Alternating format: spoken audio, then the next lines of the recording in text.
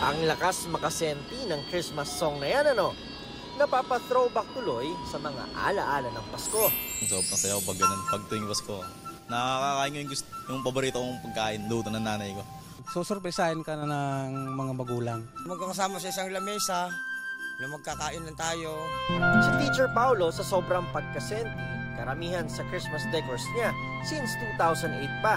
At tuwing nilalabas ang mga ito, nananariwa ang mga hindi niya malilimutang alaala bilang guro.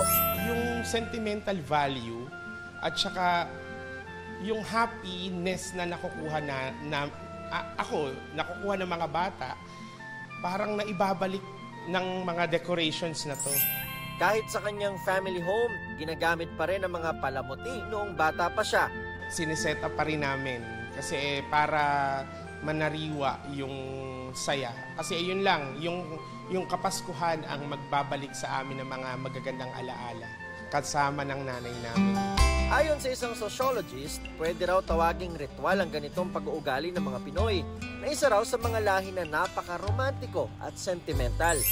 Dahil ginawa siya last year, gagawin ulit this year sa same time ginagawa, same occasion, tapos the same objects ang ginagamit. Isa yon, nakadahilanan. So may attachment talaga doon sa mga bagay na yun. Bukod sa alaalang kaakibat ng bawat dekorasyon, tipid din ito dahil hindi na kailangan bumili palagi ng bago. Pero ano pa man ang dahilan, ang sigurado, nasa puso talaga ng mga Pinoy ang diwa ng Pasko.